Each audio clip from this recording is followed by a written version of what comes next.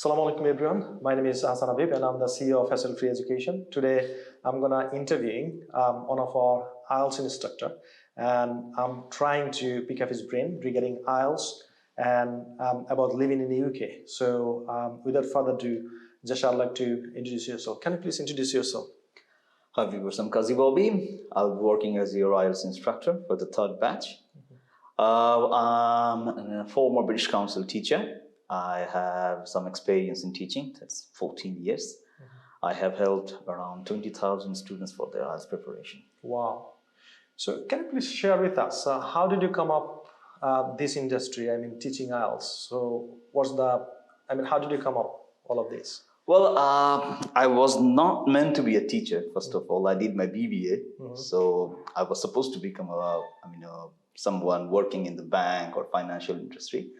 But as I have a solid and good background in English, I thought, why not take English teaching? So I started as a rookie, started teaching, had some training from the organization I taught for, but then I sought for good courses and certifications. So then I did my MA in TESOL. TESOL means Teaching English to Speaker of Other Language. That's a master's level degree. And then I did my level 5 degree from Cambridge called CELTA, Certificate for English Language Teaching to Others. So all these experience, training and classroom experience and material development actually helped me to come this far. Wow.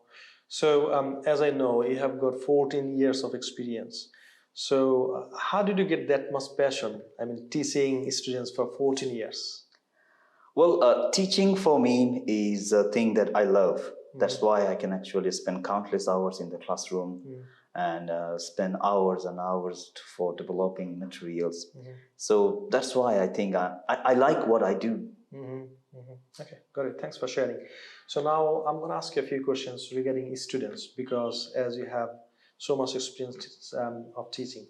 So, from Bangladesh, India and Pakistan, most of the students, they face a really barrier to pass their IELTS test, especially 6 in IELTS.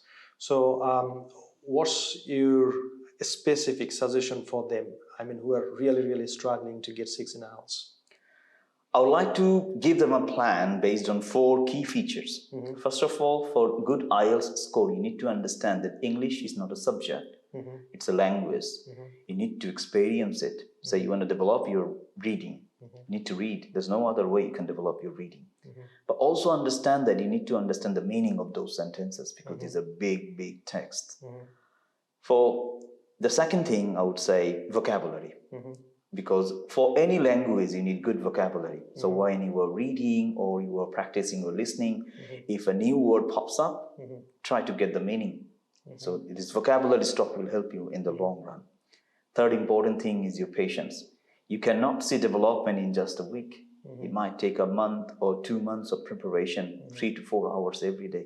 You need to have good patience. If you keep looking for development in the next hour, it's not happening. Fourth thing is practice and good guidance. Good guidance will come from us as your mentor, but remember one thing, you need practice as well.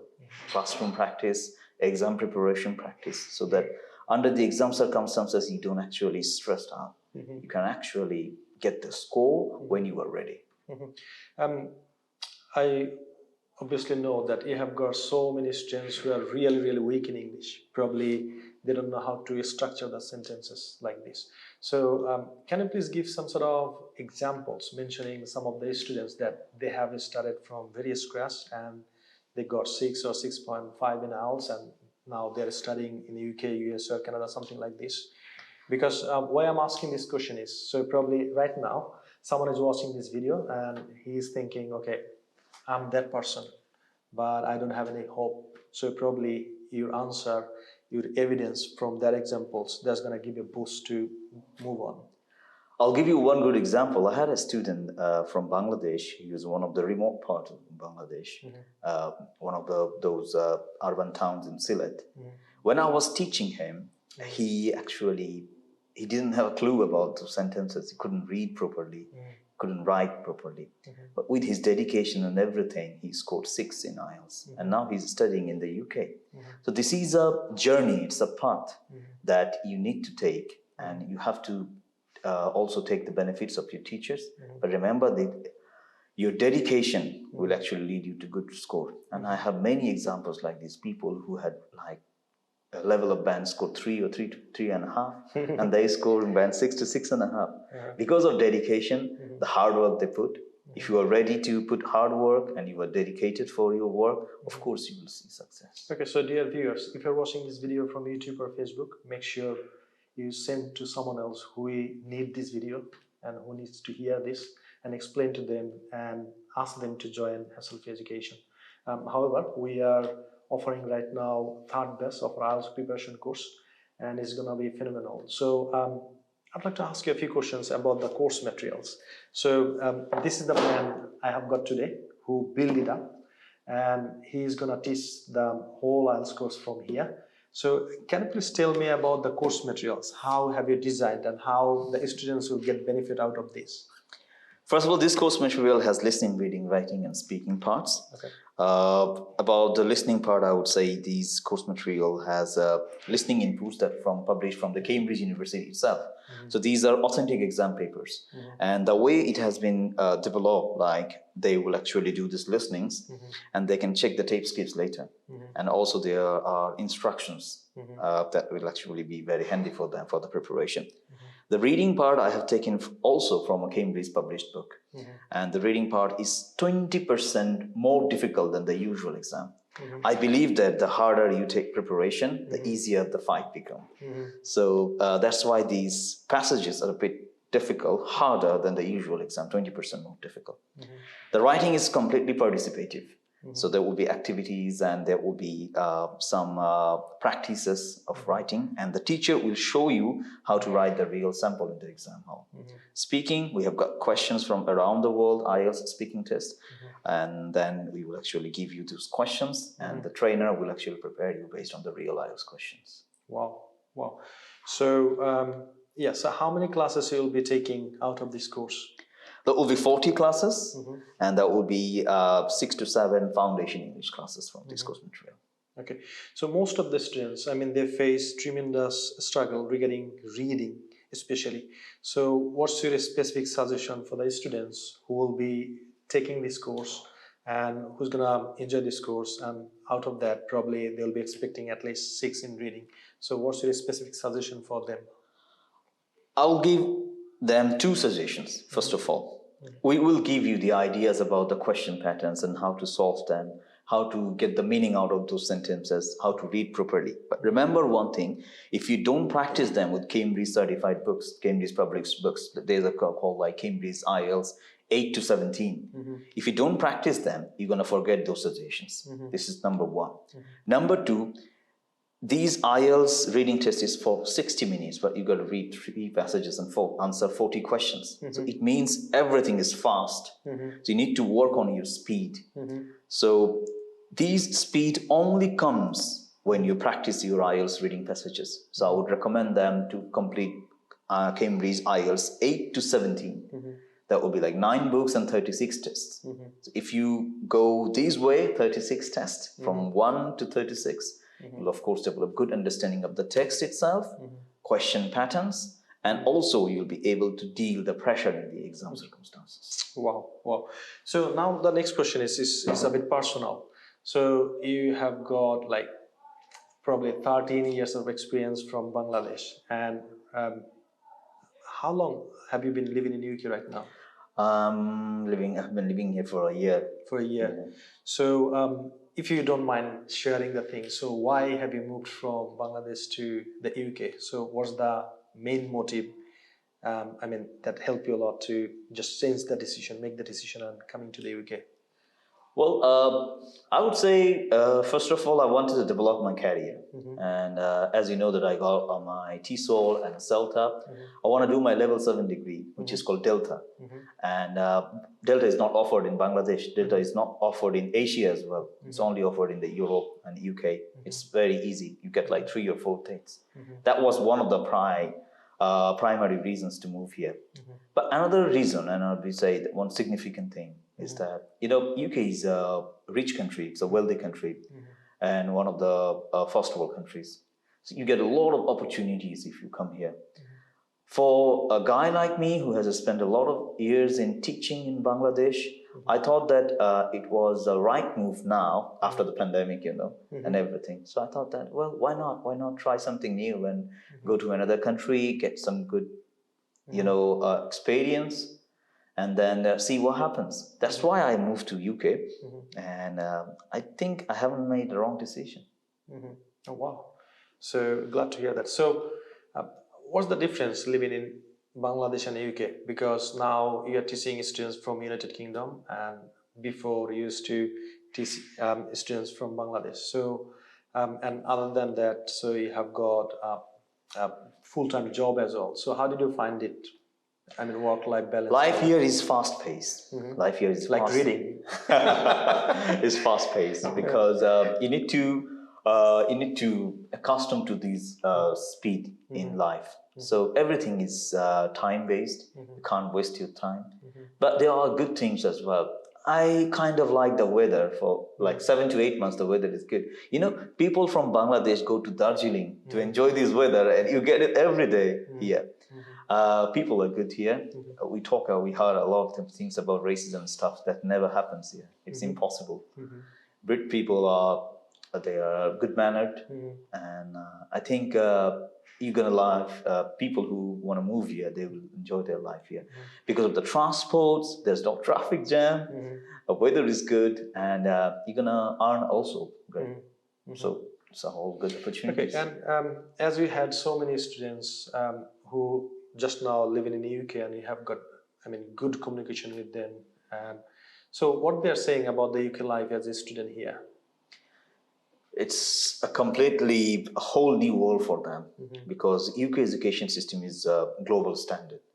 And in Bangladesh, teachers generally provide lecture sheets, slides, and students work on them, but there's no hand-on experience. Education here in the UK means a lot of classwork, like tutorials, assignments, and case study-based education. So you're gonna get world standard education. So they really enjoy it. They think that they are learning something. And in some courses, after your theoretical part ends, you need to actually get into the practical side, which is placement.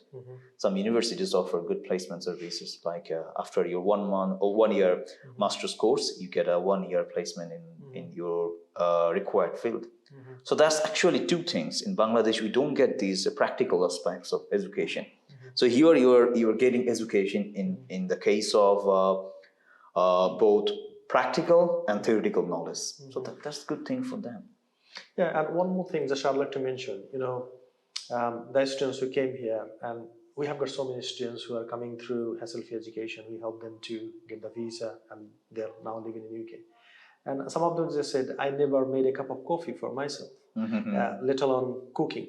And now what they do is they are studying, they are working part-time, and they are cooking by themselves as well. So I think, considering all sort of things, they are, making themselves, the better version of themselves, and they are getting ready for the next step. Okay, Kazi Bobey.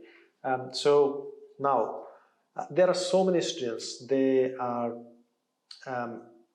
having some sort of doubts in terms of virtual class, especially they say online, I don't understand, but I have seen so many students, they have done the Ielts course online and they have got their desired score. So what are you gonna tell them, who has got doubt about online version? I would actually tell them one thing. If you have got a good internet connection, a good one, that means you are always interacting with the teacher. It doesn't matter. The virtual classrooms are not like that. You can't talk with the teacher. You can talk with the teacher, ask questions. And the classroom boards, the whiteboards we use, the markers, it's also possible in the online classrooms. We use just the virtual classroom boards. And one thing I would say that after the class ends, the real classroom ends, you cannot go back. In the virtual classrooms, we upload the video. You can go back to the class and see it 1 or 2 hours more time. Okay, and if you miss a class, you can also come back to it because it's uploaded. Yeah. So just to recap whatever he said, so our class, all the classes are recorded. So if you miss even a single class or 2 classes, and if you'd like to watch that, and if you'd like to make your homework and all that stuff, is possible. And sometimes I ask our students to do the revision, because first time if you enjoy the class, probably you miss something. But once you do the revision, probably you get 100%. That's the thing. Okay, so the next thing is, our first class, that's going to be on, I think, 19th January? I think it's 20th January. 20th January. 20th. Okay. So when do you take the class? And in terms of Bangladeshi time, when it be? Well, the UK time is 9 a.m. in the morning, Okay. and Bangladesh time will be 3 p.m. 3 p.m. Okay, got it. Thank you. Thanks for sharing. So would you like to share anything in terms of IELTS who are struggling right now? Probably they have tried here and there. They got 4.5, 5, but it doesn't, work in terms of studying abroad. So what's your final point to share with them? I would actually ask them to do 3 things, and these are 3 S I told them. One is sacrifice. First of all, you have to sacrifice at least 2 to 3 hours every day for your IELTS preparation. The second S is self-belief. You have to believe that you can actually get the score, work hard, follow the guidance of your mentors, and then you can actually hit the target. The third thing is self-control. Say one day you are studying for 4 hours, and next day not even 4 minutes. That's not going to help you. It has to be consistency. Yeah, consistency. There has to be some consistency. So these 3 things: a bit of sacrifice, self-belief, and some self-control. Okay. So finally, I'd like to share with you a few things. Is most of the students, who are living in South Asian countries, they are thinking to study abroad. It requires lots of money. That's not true, because I'm from such a family. My father was a high school teacher and my mother was a primary school teacher, and their income. So when I was planning to study abroad, so my mom, she took some sort of money in advance from her pension pot, and just she bet on myself, and I'm here today. I studied Birmingham City University. I completed my course. By the way, I couldn't pay all the money together, tuition fees. So I think that time like 3,000 I paid, and once I came to the UK, then I paid, I think, 3 installments. So most of the university, they offer installments for your tuition fee payment.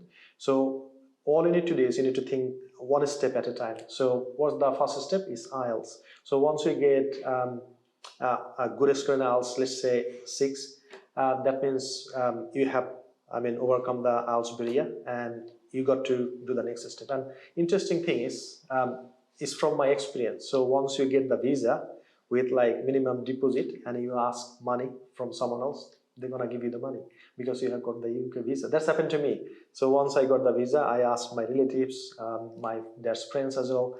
They helped me, and once I finished my course and jumped into post-study work, that means full-time 2 years work permit, I made some money, I saved some money, and I just paid them. So one more thing that I'd like to share with you. We get these questions time and again. So can I get settled in the UK? And I have got so many examples, but I would like to use my one and how I got settled in the UK. So as you know, I came to UK to study at Birmingham City University. I completed my course. Then I jumped into post-study work, and now it's called graduate visa. It's the same thing, 2 years work permit. And then that time I had opportunity to jump into entrepreneurship visa. That means I got to build up my own business. I need to prove that financially I'm stable here and I can create employment. And that's how I got 5 years route visa. And then by this time I had 2 routes to get settlement. One is on 10 years basis. So I had 10 years living in the UK legally. And also I had 5 years from tier 2 visa, entrepreneurship visa. This is how I got settled. So there are so many opportunities out there. Nowadays, what students do is they usually take 2 popular routes. One is once they finish their what is called post-study work, they go for further education. PhD or DBA or something else. And at the end, they jump into college or something else or university as tier 2 to a sponsor visa, or after finishing is your 2 years of work experience, then from the very beginning you can get prepared yourself. You can target some sort of companies who is offering tier 2 visa, and if you land a job over there, that means your life is settled. And the latest information I'd like to give you is there are a lot of career visa a scam out there going on. I don't like to mention all of them. However, if you finish your degree from that field, like health and social care, nursing, something like this, and if you get a job with a real company of care home, and also after 5 years time you can get settlement as well. So hopefully you got the whole scenario what I have just shared with you. So still, if you're on the fence, all you can do is follow us on Facebook, Instagram, Twitter, TikTok, and YouTube. And we are delivering all the latest news, facts over there. And if you think that, okay, so you need some sort of help, we can guide you, help you, support you, and that's why we are here. And for all the services, we do not charge even a single penny. Thanks for watching this video, and thank you, Kazi Bobey, for having your time. Thanks for having me as well. Okay, thank you, everyone. Thanks for sharing. If you are watching from Facebook, make sure you hit the share button, and if you are watching from YouTube, make sure you subscribe us.